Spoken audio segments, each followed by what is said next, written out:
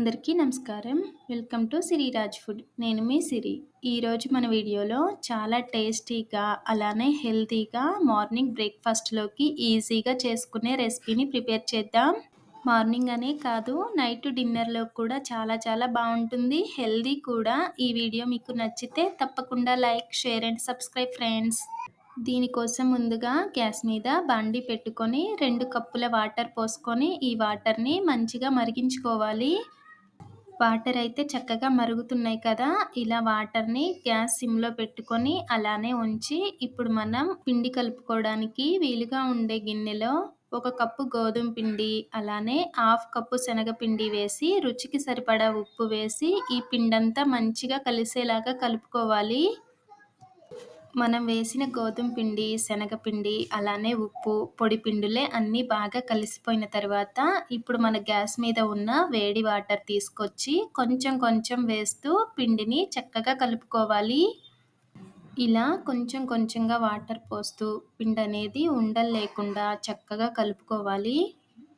ఈ పిండిలో నేను బేకింగ్ పౌడర్ కానీ, వంట సోడా కానీ, ఈనో కానీ ఏమీ యూజ్ చేయట్లేదు. ఓన్లీ వేడి వాటర్ మాత్రమే పోస్తున్నా. వేడి వాటర్ పోయడం వలన పిండనేది కొంచెం లూజ్‌గా, అలానే కొంచెం పొంగినట్టుగా బబుల్స్‌లా వస్తుంది.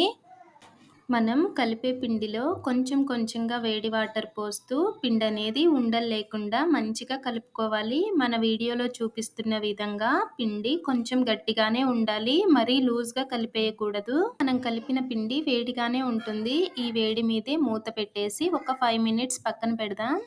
ఇప్పుడు పిండిలో వేయడానికి వెజిటబుల్స్ కట్ చేద్దాం. ఇలా చాపర్ ఉంటే అందులో ఒక 2 పచ్చిమిర్చి, ఒక ఉల్లిగడ్డ, అలానే ఒక క్యాప్సికమ్ వేసి సన్నగా తురుముకోవాలి. ఇది లేకపోయినా సన్నగా కట్ చేసుకున్నా సరిపోతుంది. ఇలా మనం వేసిన ఉల్లిగడ్డ అన్నీ సన్నగా తురిమిన తర్వాత ఇందులో ఒక టమాటా, అలానే కొంచెం కొత్తిమీర వేసి దీనిని కూడా సన్నగా తురుముకుందాం.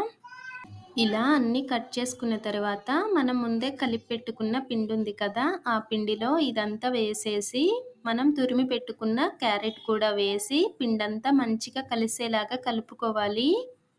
నేను సన్నగా కట్ చేసిన పాలకూర కూడా వేస్తున్నా. పాలకూర ఉంటే వేయండి, లేకపోతే లేదు. ఇదంతా పిండిలో బాగా కలిసేలాగా కలిపేసుకుందాం. మనం కలిపే పిండిలో వాటర్ అనేవి తక్కువే పడతాయన్నమాట. ఇప్పుడైతే పిండి కొంచెం గట్టిగా అనిపిచ్చింది. ఒక్క చుక్క వాటర్ వేసి మళ్ళీ బాగా కలిసేలాగా కలుపుకొని, ఒకసారి ఉప్పు చెక్ చేసుకొని సరిపోతే ఏం లేదు, సరిపోకపోతే కొంచెం వేసుకొని మళ్ళొకసారి కలుపుకొని, పిండేమీ నానాల్సిన అవసరం లేదు. అలానే ఈనో కానీ, వంట సోడా కానీ ఏమీ యాడ్ చేయాల్సిన అవసరం లేదు. పొద్దున్నే టిఫిన్ ఏమీ లేదు అన్నా, ఇంట్లో ఏవైనా కూరగాయలు, ఒక కప్పు గోధుమ పిండి ఉంటే చాలు చక్కగా హెల్తీగా చేసిచ్చేయొచ్చు. డిన్నర్‌లోకి కూడా చాలా చాలా బావుంటుంది. మనం ఈ పిండిలో ఒక కప్పు గోధుమ పిండి, హాఫ్ కప్పు శనగపిండి వేసాం కదా! శనగపిండికి బదులుగా బొంబాయి రవ్వ, ఉప్మా రవ్వ అంటారు కదా! ఆ రవ్వ అయినా వేయొచ్చు. ఇలా కలుపుకున్న పిండిని పక్కన పెట్టేసి, గ్యాస్ మీద ఒక పెనం పెట్టుకొని కొంచెం నూనేసి, మనం కలిపిన పిండిని చిన్న చిన్న దోసెల్లా వేయడమే.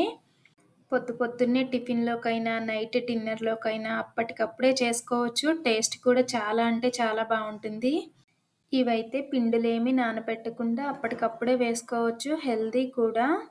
ఇలా కాదు అనుకుంటే పొంగనాల పెనంలో పొంగనాల్లో అయినా వేయొచ్చు. ఈ వీడియో మీకెలా అనిపిచ్చిందో కామెంట్ చేయండి. ఈ వీడియో మీకు నచ్చితే తప్పకుండా లైక్ చేయండి, షేర్ చేయండి, సబ్స్క్రైబ్ చేయండి. మన ఛానల్‌లో ఇంకా మంచి మంచి వీడియోస్ ఉన్నాయి. కుదిరితే ఒక్కసారి చూడండి. రేపు ఇంకో మంచి వీడియోతో మళ్ళీ కలుసుకుందాం. By bye friends.